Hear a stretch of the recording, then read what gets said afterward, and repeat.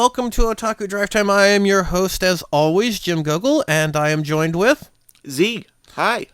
You'll notice that the rest of the cast isn't here right now, and you also notice that we did not have a cold open. We had a little jingle thingy. Yeah, we were warmed up pretty good beforehand, but that is simply one of many changes that have been behind the scenes. For example, I changed my entire gender, but that's actually not related to the podcast. That is not related to the podcast. Thankfully. So we'll start with some of the changes. You'll notice there was a little jingle, and then some dead silence, and then there was Diffused by Hans Adam. Right, we got that in now, So I because don't we're still waiting on the voiceover for the closing. But anyway, Yeah, we're doing some voiceover. There'll be a voiceover in that spot. yeah, there's a lot of improvements on the audio side that we're working with. But you'll get to those soon enough. Let's talk about the here and now. The reason we're making these changes is due to a lot of the listener feedback that we've been getting being predominantly the same thing over and over again, which is that... We're boring. Yeah. The first time we tried taking this, I kind of fell asleep. And it has to do a lot with the fact that we are a group of perfectionists. We try to do our very best the first time. And that doesn't always happen. Well, here's the other problem. Is, it's the nerd social structure. Is a lot of nerds and a lot of otaku in general don't like confrontation, and they don't like to feel not know what's going on, and they don't say stuff, or they're not going to, be aggressive and talk over each other or anything like that, which kind of makes for boring talk radio.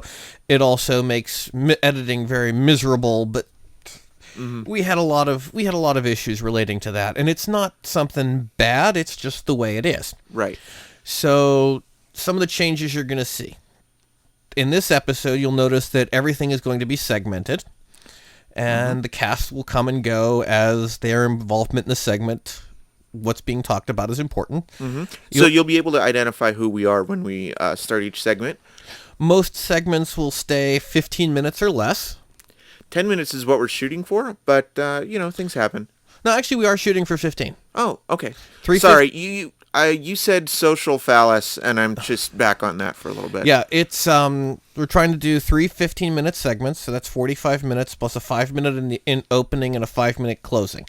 So it gets us 55 minutes plus opening music and bumpers. So it gives us about 56 minutes total. Right. And you'll notice that in this episode, the bumpers don't seem to have some dead silence in the middle of them. That's because we haven't got the audio back that we're doing for the intros. We're actually paying someone. Oh my God. We're going to pay someone to do the audio in the interim. And we already have somebody lined up, so thank you, but your audition tapes will not be necessary. So with that, let's go over what is in this episode. We've got some video gaming. We also have some discussion of the smash hit television series Gotham. We also have some talk of GameStop with their most recent test marketing of retro gaming. Right. We have some strong opinions on that, but guess what? You know what? Let's not talk about that right now, because you know what time it is? It's time for a break.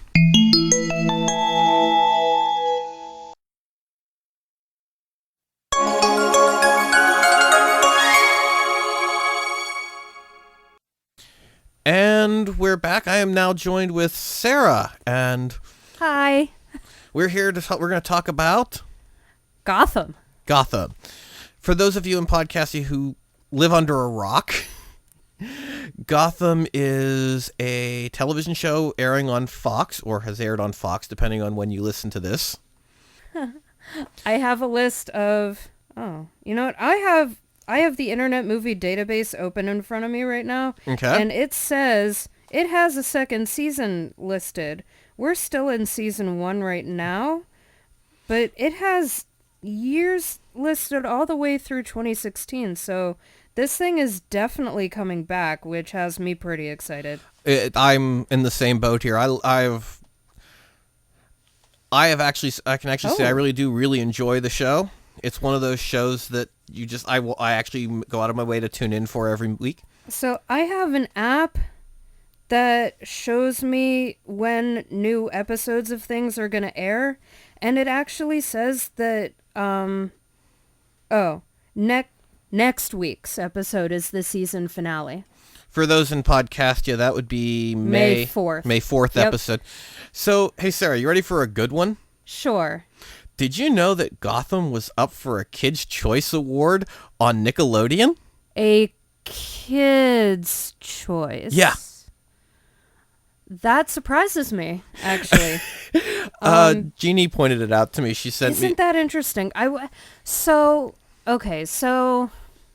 in all the various conversations that we've had about different shows, different media, and methods of storytelling, and things that are toned down for kids, and things that kids would still understand even if they're not toned down, I don't know.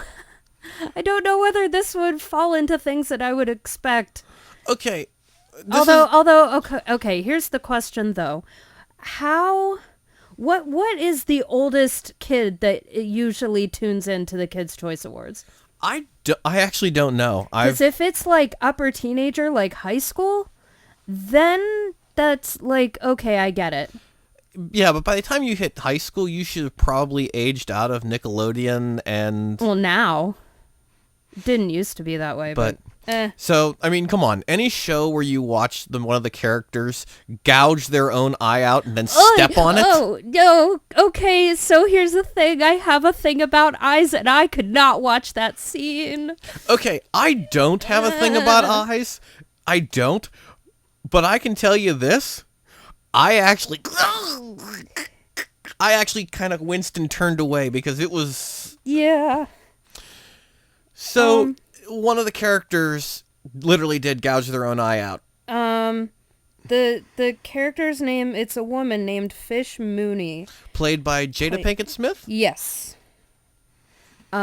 She had been taken to like some island or something where they were experimenting on people. Yeah. And she was trying to make it so that they wouldn't want to do any work on her. So she gouged her own eye out. And then they did work on her. Yeah.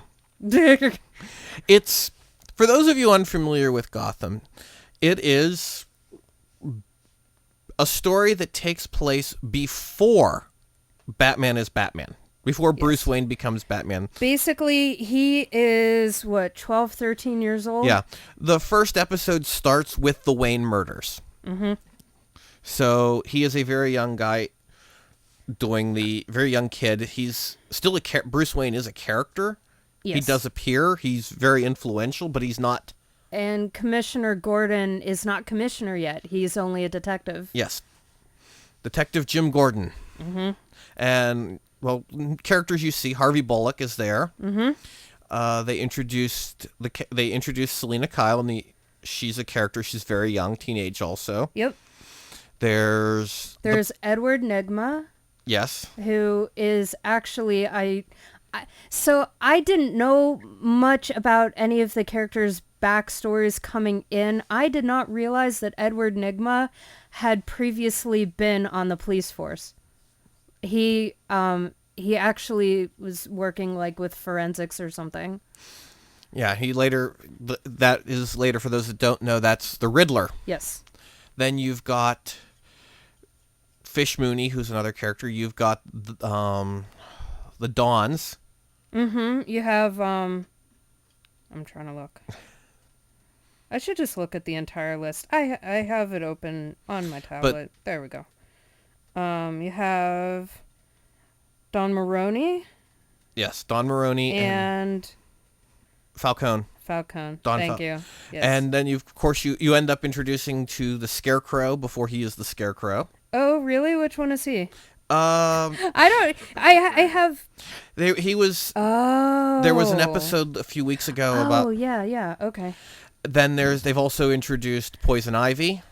Right. So certain ones that I knew what their names were, I put that together. So like Oswald Cobblepot.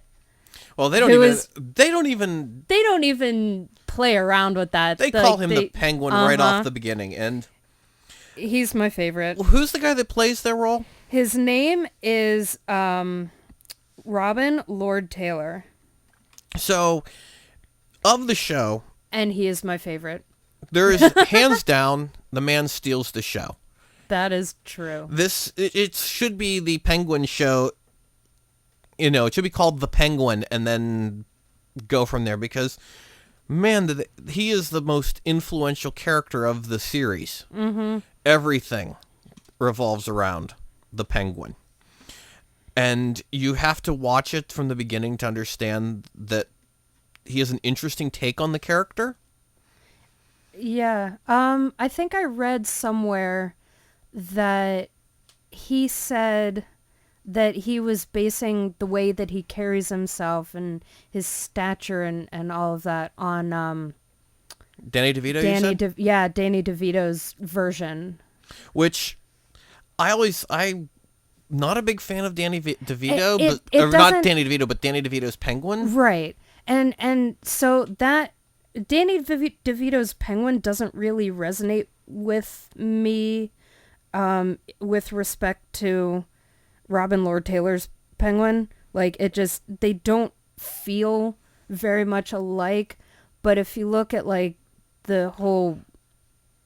The mannerisms? I mean, he's got something wrong with his leg that causes him to waddle. Like, there are a few elements that you can definitely pick up on. And the rest is his own in his own creation of the Penguin character. Mm-hmm. Another person of interest that shows up is Alfred Pennyworth. Yay! I was hoping we were going to talk about him soon. He is a character that in the general Batman lore does not get enough attention. He's not gotten enough attention in any of the Batman movies, the TV series, anything. This man is a bad mother. Oh, yes, he is. I think you said you're a couple episodes behind, so yeah. you haven't seen the whole thing with him recently.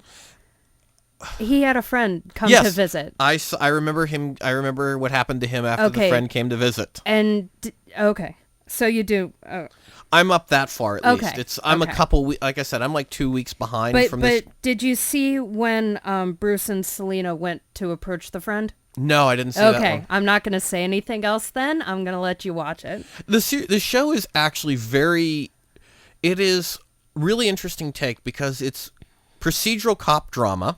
Which is why I'm enjoying it so much. I watch a lot of that stuff. And then on top of that is DC superhero. Yes. I shouldn't say DC superhero, but this superhero lore working around the show. I think part of the reason why I'm enjoying it so much more than the movies, any of the DC or, for that matter, Marvel movies that have come out recently, is because it echoes a lot of the old Batman.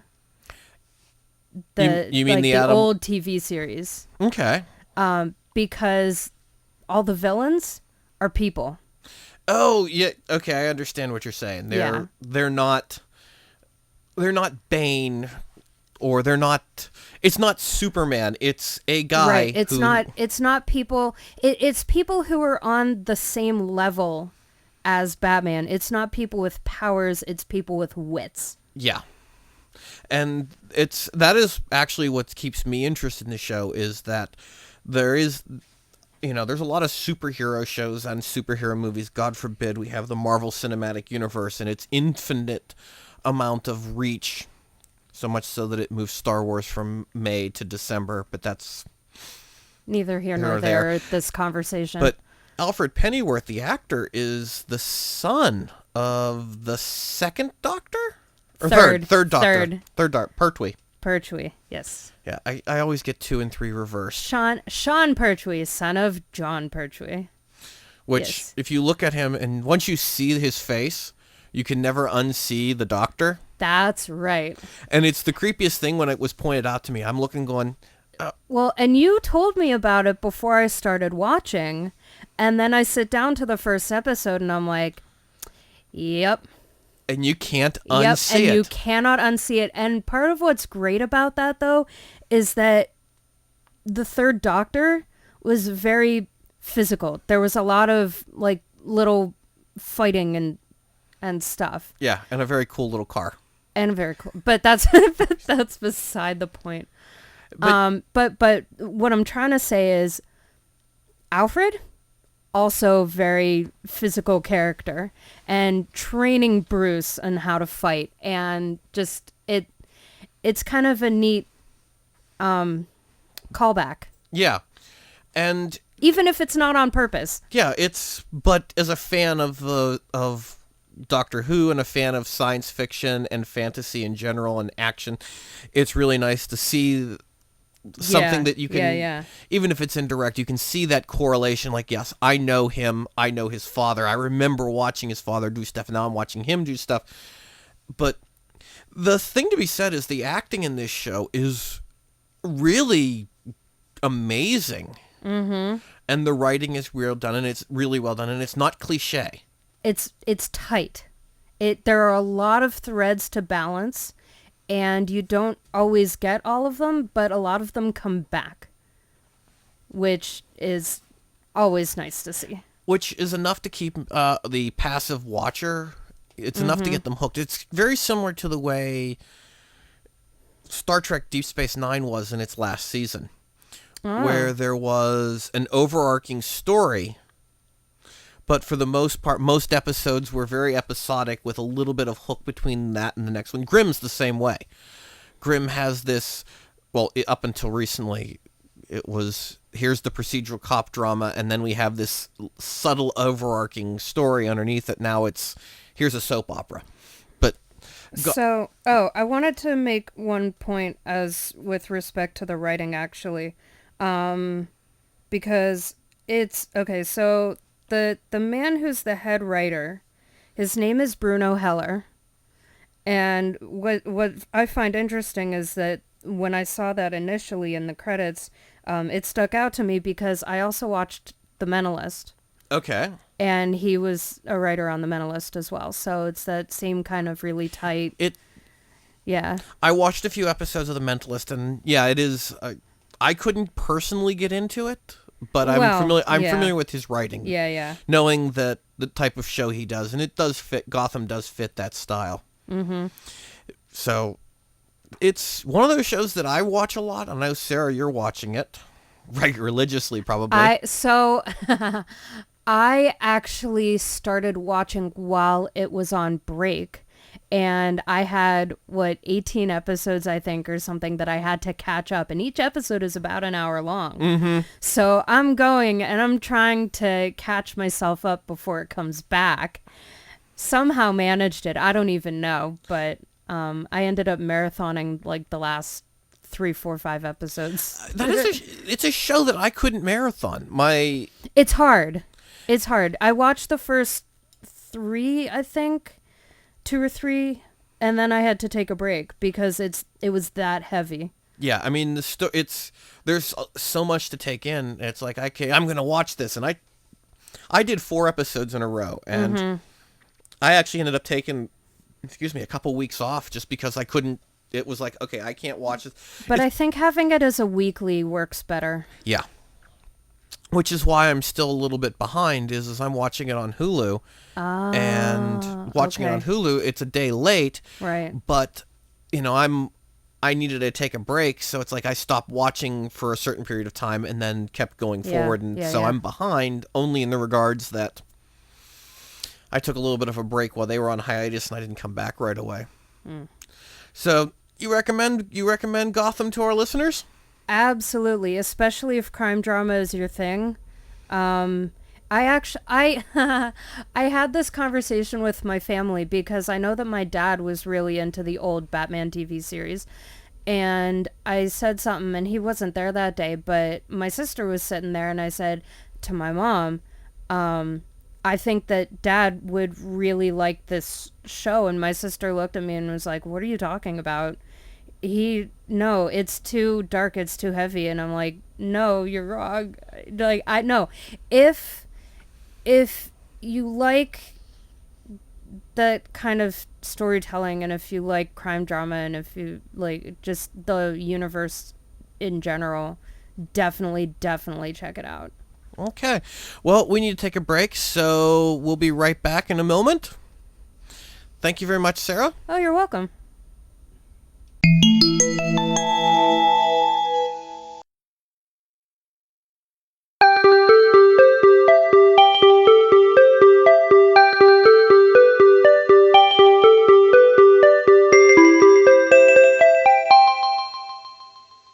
And we're back, and I am joined with John Prager. We were talking about a game that Z, Jeannie, Chris, you, and I play. Yeah.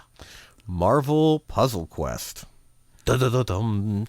And for those of you in Podcastia who don't know what Marvel Puzzle Quest is, it's a match 3 game, think Bejeweled or Candy Crush Saga, that includes Marvel characters. You get to use their powers, and it lends a little more of a strategic element than your standard Candy Crush game. It's also a heck of a lot more fun, if you ask me. Well, it's interesting. We were on the OTDT Twitter. We retweeted from a blog entry from, what was the website again? Game of Sutra. Game of Sutra, where they start talking about, I think the, what was the title, John? You've got your phone around because I know you had it up on there. Yeah, hang on for a sec. Okay, it's called Hand Over $4.99 or Spider-Man Gets It. And of course you're going to go out and podcast, see what the hell does he mean by that? Well, we're talking about Marvel Puzzle Quest, and with Marvel Puzzle Quest, like a lot of free-to-play phone games, it has a microtransaction model going for it. And it's probably one of the most compelling microtransaction models in gaming. I would say that the studio that created Marvel Puzzle Quest got the microtransaction model precisely right. Well, I mean, it's marketed to to people that have collecting issues already. I mean, most comic book people are, by nature, they're collectors, which is why which is why those of us that collect comics have boxes and boxes of comic books floating around our house. Which is why I think a lot of you guys look at me like I'm a weirdo when I start talking Marvel Puzzle Quest, because I'll just chuck a non-useful character. Like, Chris has every character that he's ever played still collected. No, he's got rid of all of his 1-star. Almost all of his 1-stars are gone. Really? He actually did get rid of some? Yeah, he got rid of his 1-stars. Color me shocked. Yeah, I mean, he's gotten rid of all of his 1-stars. I think maybe he has one of them. Well, I think he would, because he wants to Combined keep Arms, doing which is Combined Arms. for those in Podcastia, Combined Arms is a periodic event that occurs in the game where you get a 3-star, 2-star, and a 1-star character.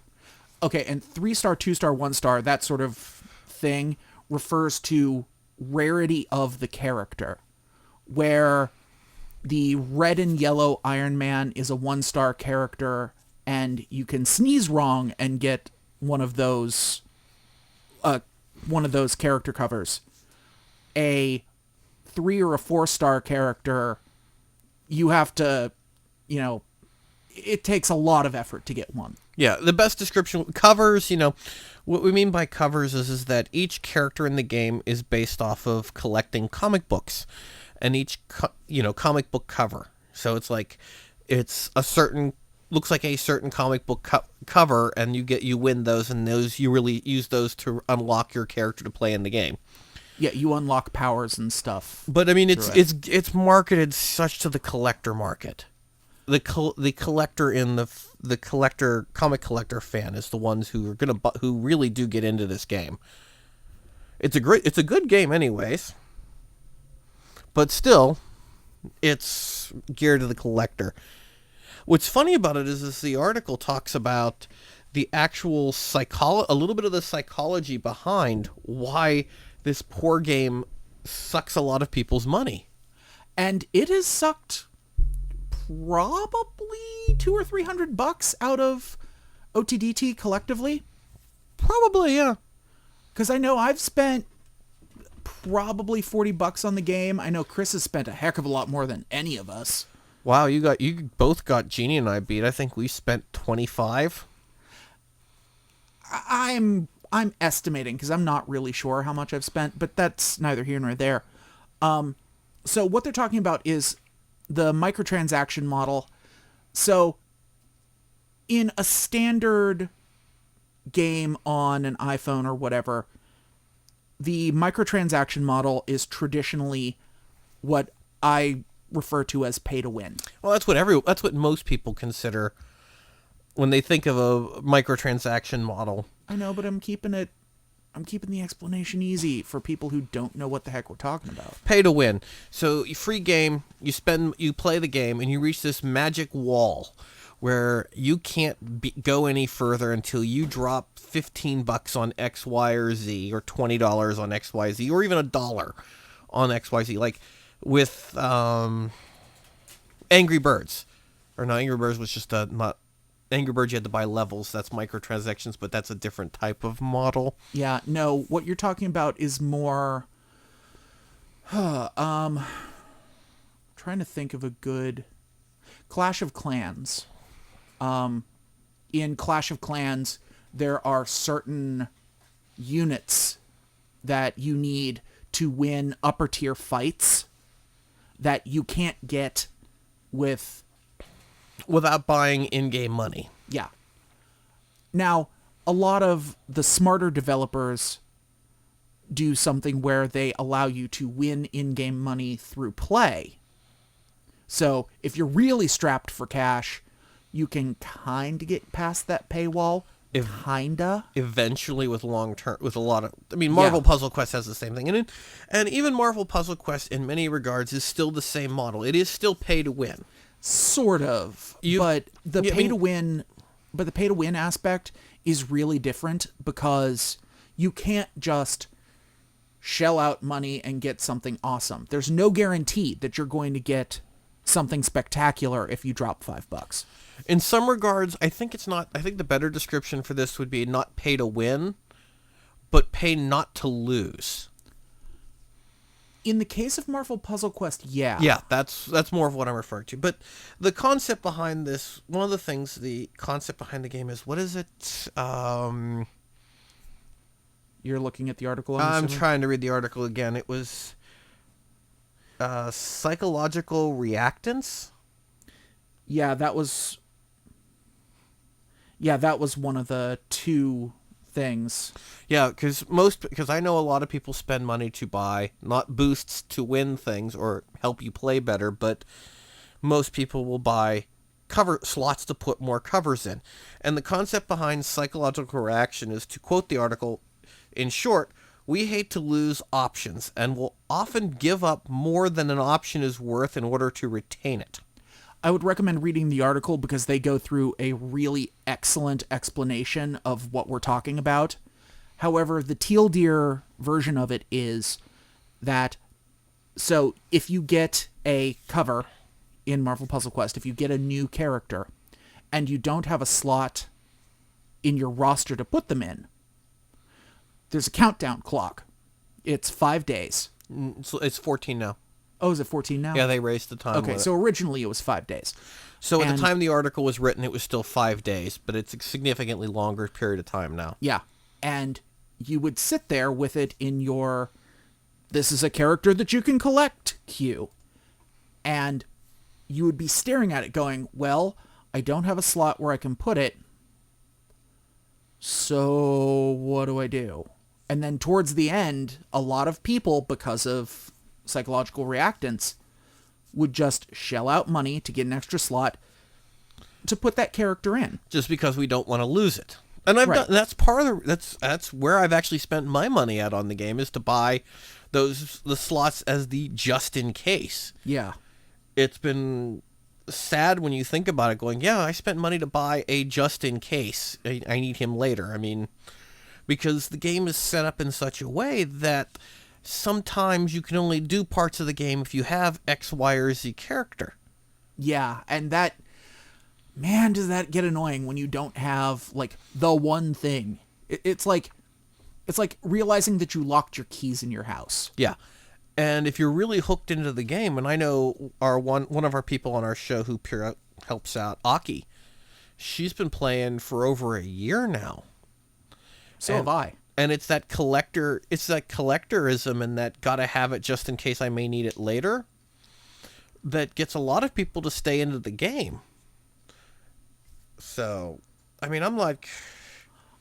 Honestly, Marvel Puzzle Quest, in my opinion, is probably one of the best, please note the air quotes, free-to-play games that exists in any app store. Specifically because it makes you continue to purchase stuff. And it's just... It plays off of all of our psychological collector needs.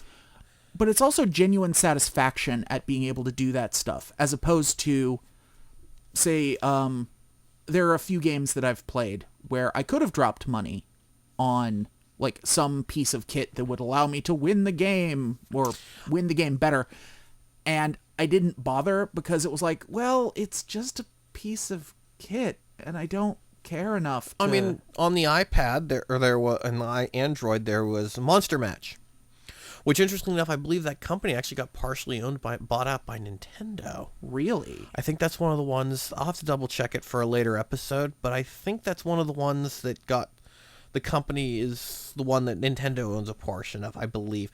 Don't quote me on that podcast yet until I get the chance to fact check myself so I don't sound like a complete idiot. But, you know, I never bought freemium stuff. There's a lot of games I've played that were freemium, and the only one besides this I've paid for that was free to play where you bought extra was Mobile Suit Gundam Battle Operation on the Japanese PlayStation Store. Yeah.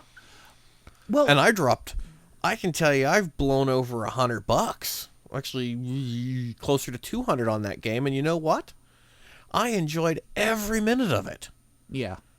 Because, yeah, that is very much pay to win at certain points. Oh, very much so. But the game is also very...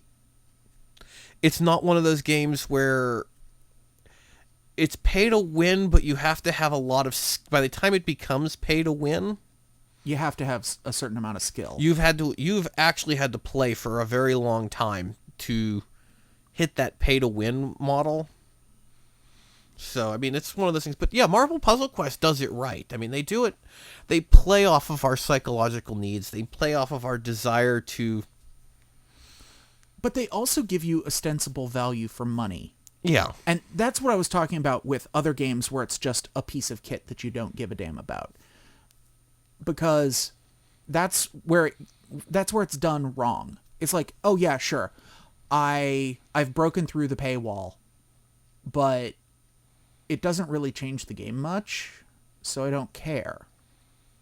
A perfect example of this is a game that I think is still on the App Store called Gun Brothers. Okay. It's a tank style shooter. Okay. And you can pay in-game money to purchase new guns and new armor, but it really doesn't change the game that much. Mm-hmm. And so you're still just walking around playing a tank-style shooter. It's just now you have this shiny extra crap. Yeah.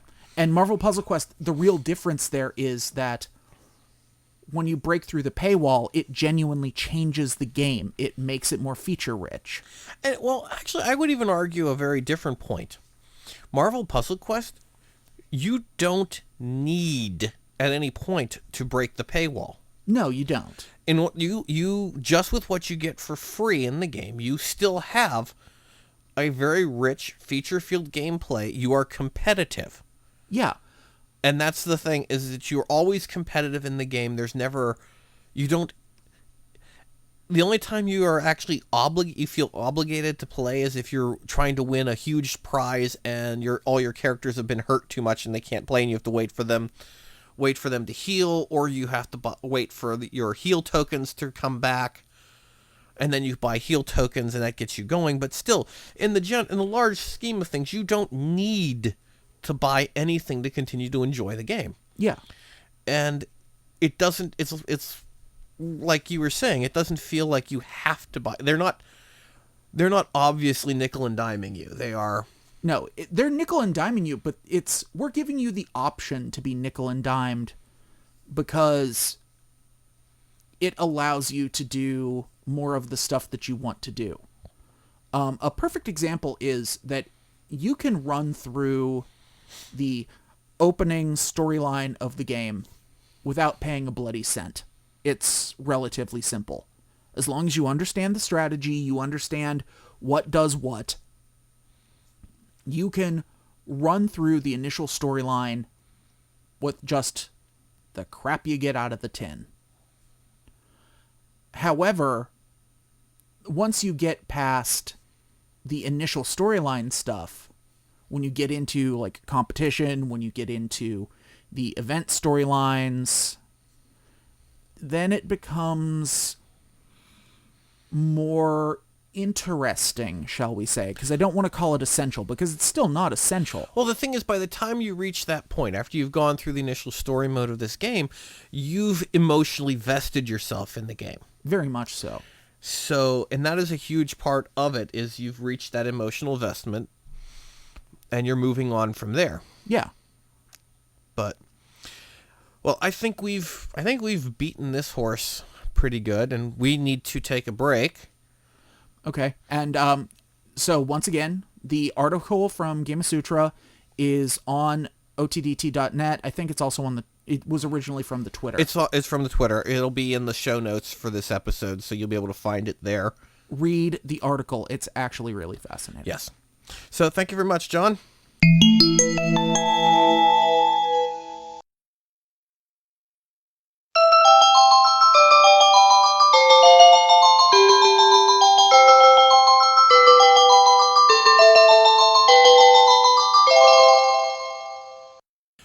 And we're back again, I think.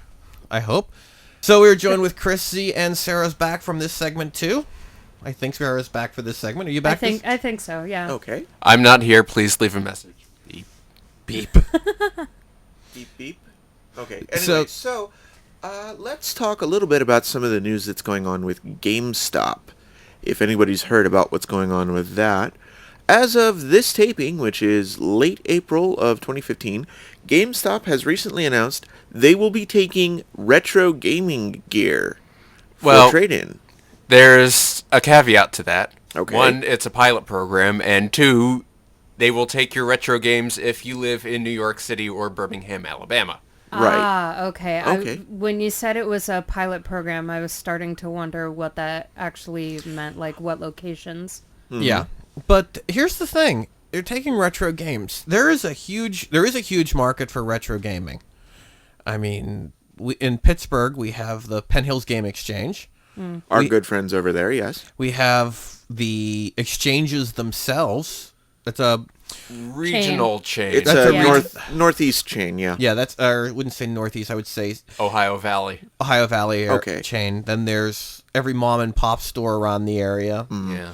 and across the country that all deals in retro gaming. And then there's eBay and all of that. But GameStop seems to be jumping. Are they jumping on a bandwagon late, or are they? As I was researching for tonight's taping, we're not taping, we're live. But sorry about that, folks. Didn't mean to alarm you. But I did find a Geek.com article that basically said exactly that. GameStop is sort of late to the party. And there's also all the baggage that comes with GameStop as a reseller. Well, here's something to think about. GameStop does have one advantage, and this was from a Washington Post article that Jeannie had sent me, which was GameStop has this advantage in that they have the ability to refurbish old consoles. That is true. So at least if you go to a GameStop and you buy a NES, for those in Podcastia who are too young to remember what a NES is, that is a Nintendo Entertainment System. That's the 8-bit version, the one that Super Mario Brothers originally came with. With the giant cartridges that you had to blow into sometimes to clean them out. Yes, And because by sometimes you meant always. yes, because Nintendo's engineers After were the first, fantastically week. short-sighted. But, yeah, I mean, what was it?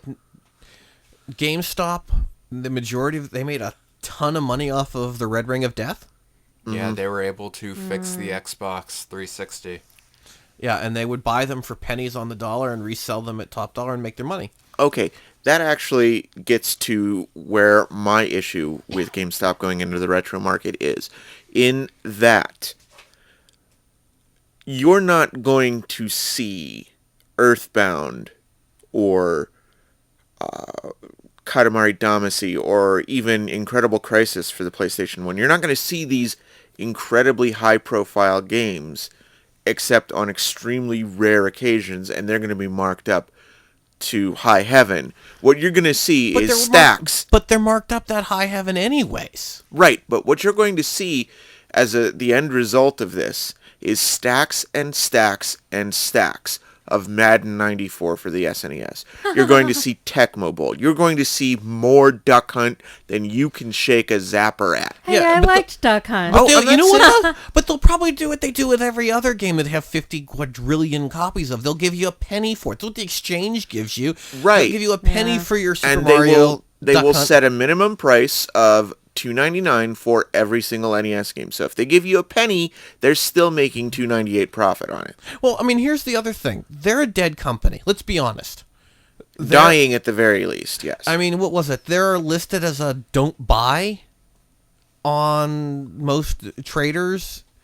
Put it as a don't buy this stock. They think that's a dead. They're a dead. They think they're a dead horse. I personally don't think so, but they're really late to this gaming market. Okay, the reason also that GameStop might be a dying company is because they are competing with themselves in practically every market that they exist in. Back in, 2006 or 7, when they bought out Electronics Boutique, they all of a sudden had duplicate presence in every city. You had both a GameStop and an EB Games in certain malls here in our particular location for the longest time. And there are 3 GameStops within walking distance of each other in the plaza near my house. There used to be 4. Oh yeah, there used to be 4, and I'm sure I'm forgetting at least 2 others that I could easily get to. But the point is, there is a GameStop right next to the Starbucks on every corner. So you have this massive scale problem that you're going to be storing so much stuff that is not going to move. Well- Because I don't care how sentimental you are, you really only need 1 copy of Deadly Towers. Or in your case, half a dozen copies of Shaq Fu.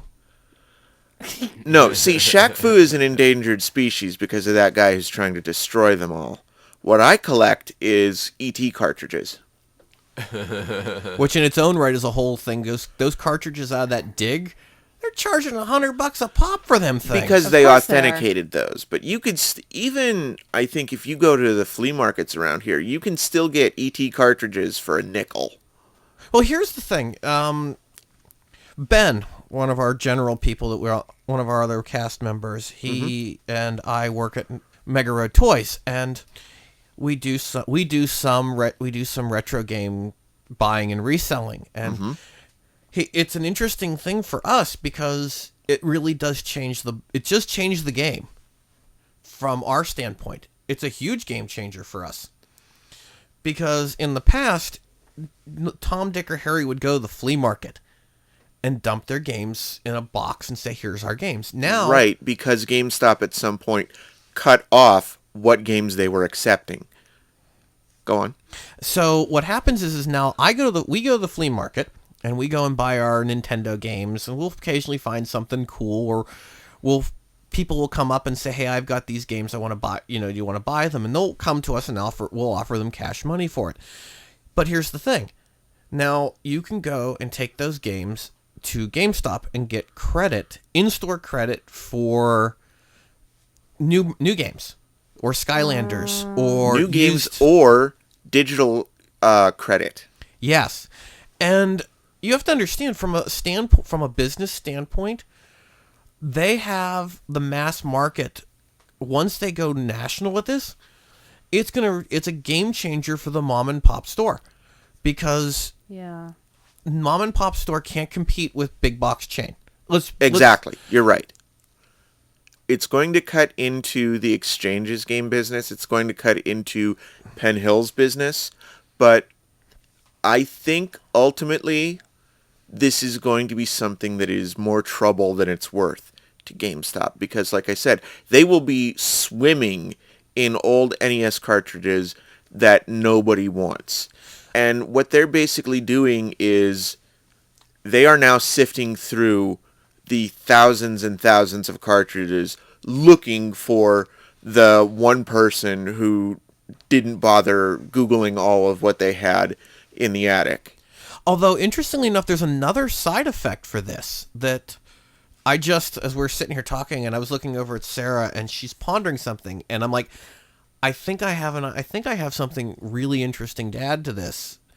Go ahead, Sarah. Oh, okay. So what I was thinking, I saw a story circulating recently about, was it a couple women, I guess, who were trying to basically rescue old games and turn them into a newer format so that things that are on dying media, on media that is not being preserved properly. You're Fluff. talking about the archivist. Yeah. I don't know her name, but I do know who you're talking Does about. that, how is this going to affect something like that? Well, it's going to drive up the cost to do that archiving, but that is endangered for another reason. They are Well, fighting the right. ESA. They are fighting a whole lot of corporate interests. Yeah, but here's something else that actually GameStop being a reseller of retro games is actually in some regards a good thing. Do tell. Okay, so let's say for instance GameStop gives you, we'll say 25 cents for a copy of Duck Hunt, Super Mario Brothers Duck Hunt. Okay. Or Generous, but okay. But I'm just saying, now, they get billions of these, they get millions of copies of this game. They're never going to sell them all. Do you know what they're going to do with them? They're going to destroy them. So now, they have thousands of copies of Super Mario Brothers Duck Hunt, and they destroy them. They're gone from the earth. Yeah.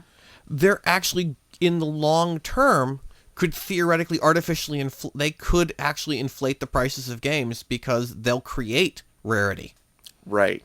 So you'll Now, see, one of the things that we touched on a little bit earlier was my collecting of ET cartridges. The reason I do that is not necessarily because I have a fondness for the game, because let's be honest, it sucks. But I had this theory a long time ago that I wanted to turn these into, netbook hard drive enclosures as a little project, like craft kind of thing. Because you can see a lot of creative things that can be done with people who take these artifacts of childhood, such as the Super Mario Brothers Duck Hunt cartridge, and turn them into something functional and kind of kitschy at a little bit at the same time. If GameStop suddenly chucks 500,000 Mario Brothers Duck Hunts into the plastic shredder, you're going to see that become a much rarer thing. And don't get me, I mean, my point of view is that from a collectible standpoint, they're doing the same thing that happened with old Power Ranger toys and Return of the Jedi figures from post Return of the Jedi stuff where no one bought it, so it got destroyed. The value got artificially inflated. Same with Centurions and stuff like that. It's like even simple stuff like comic books and trading cards Yeah. because your mom didn't want them sitting in an attic Yeah. somewhere. By destroying them, by destroying millions and millions and millions of copies of them, what you're doing is you're creating rarity. You're increasing the value because they're no longer in existence. And all it takes is one mislabeled cartridge to lose a game literally from the face of the earth forever. Yep. Which, that's one of those things that is a good thing and a bad thing, but in the short term, it's going to really impact the small mom and pop business. But then again, as I was mentioning earlier, it comes into another problem. If GameStop doesn't survive, if they don't survive, you figure, what is it? There's thousands of stores nationwide. Each one employs anywhere between 4 to 10 people. So if there's 1,000 stores and they each employ 10 people, that's 10,000 jobs you're out.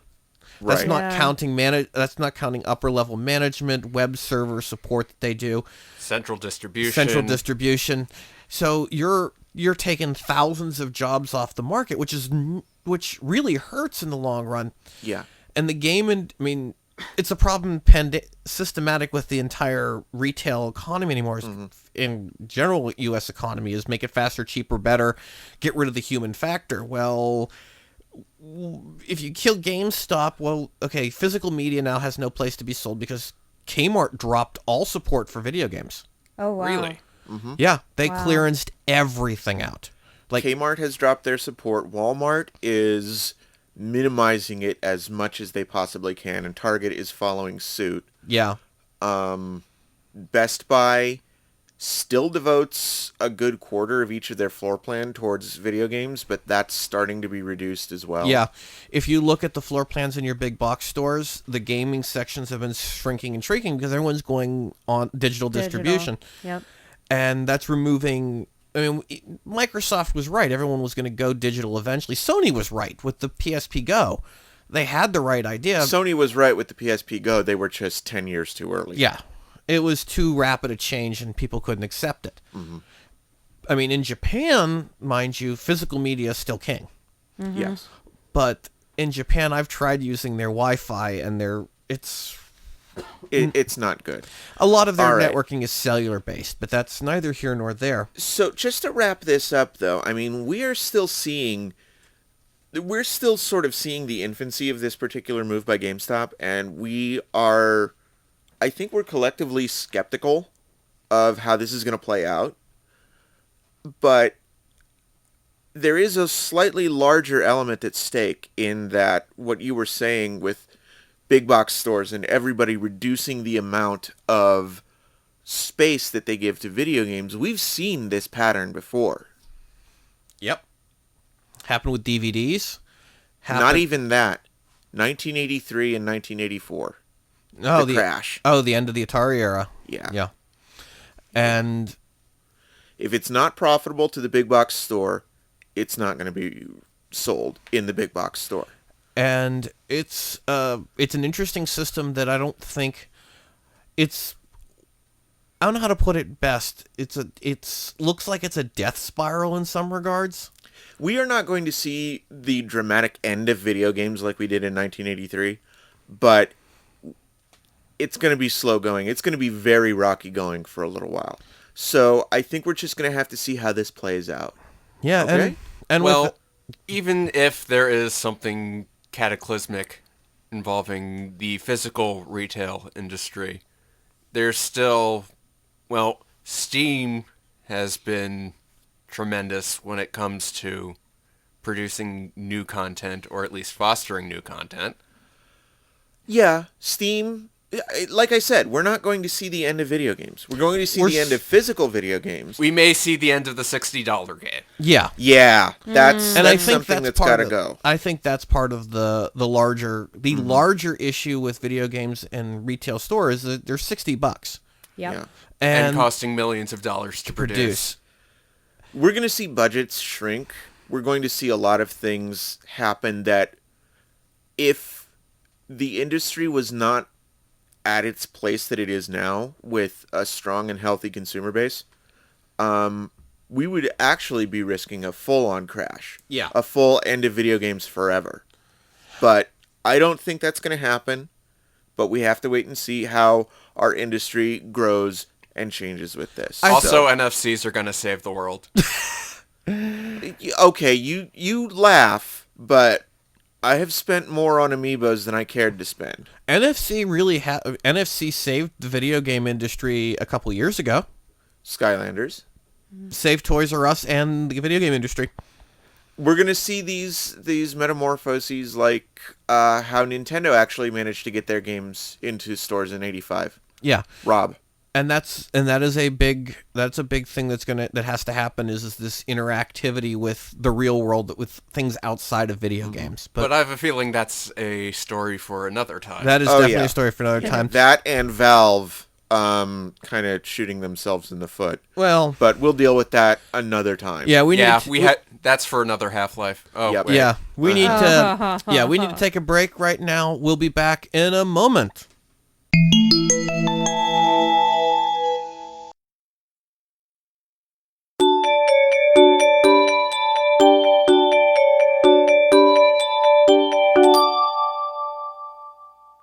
And with that, we are back, and it's Z and I again. Hi.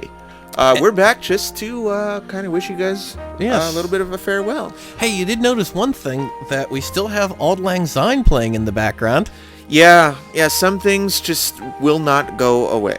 There's a handful me. of things that I'm not willing to sacrifice, and Auld Lang Syne is a thing when stores close in Japan, and well, when our episode closes for the night, we need to have a little bit of consistency, so that stayed there. I hope you guys have enjoyed this episode. Yep. So let's go over some of the details here. Our opening theme was Diffused by Hans Adam. Okay. So that's that. You can visit us on the web at otdt.net. Visit us on Facebook at Otaku Drive Time. Tweet at us at OTDTweets. You can visit us on Tumblr at Otaku Drive Time. We covered Instagram? We haven't covered Instagram yet. All right. Well, then our Instagram is Otaku Drive Time. Our Flickr is Otaku Drive Time. We have a MySpace. No, we do not have a MySpace. We need to fix this. We need a MySpace, and we need to rebuild GeoCities so that we can have one. You know what? You can get right on that MySpace thing. Okay, yeah, I'll do that. Hey, wait a minute. What if I host it on Zoom? No good? I'm just not even touching that one. So in our next episode, hopefully we got lots more to cover. We'll have a rotating staff. Oh, things that are coming up. We have a new cast member going to be joining our show. A new challenger has appeared. Yes. Yeah. TJ Condon. Our close personal friend, which we can actually say because he is.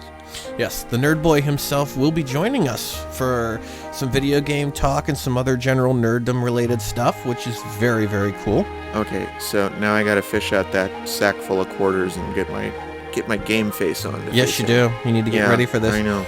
And it's kind of cool because, I hope he'll be a nice addition. He and I have actually worked on a podcast in the past. And so he helped start. He and I and Jeannie started a podcast together that went for a couple years. And now we're joining up again to work on Otaku Drive Time. So that's going to be a great thing. There's good chemistry there. I've been a fan of his streaming efforts for a while now, too. Last summer, he actually was on a quest to gather every Blue Mage spell in Final Fantasy. Did he succeed? I think he kind of gave up around Final Fantasy 11, just because it's Final Fantasy 11. Well, yeah. I mean, you can't... To get every Blue Mage spell in an MMO is going to take you... What comes after Forever? I'm not sure. But anyway, we're glad to have TJ on the cast, joining us. We have some new article series coming up, and eventually our own Ben Davis is working on some articles. We've got a friend in Spokane, John. He's going to be writing some stuff periodically. And of course, all our existing articles continue on. Daigaku Z rolls on at the end of May. We've got the OTDT Roundup. Or Roundabout. Roundabout, yes. Roundabout. I keep calling it Roundup. I don't know why. Well, you've had gardening work on the brain for a while. Yeah. And then we've got Sarah and her reviews and commentary going on also. Who, interestingly enough, Sarah has, of all of OTDT's websites, she is the one that has the most Pinterest pins. That's actually way to go. Let's give the little clap for Sarah. But anyway, Auld Lang Syne is starting to get pretty insistent. So... I think that will do it for us for Otaku Drive Time, the new and improved, now with better 3D head tracking Otaku Drive Time. So for that, I am Z. And I am your host, Jim Gogol. Thank you very much. Have a great day, afternoon, evening, morning, whenever on God's green earth you are listening to us, wherever you are listening to us. Right. Okay. Enjoy. Later, man.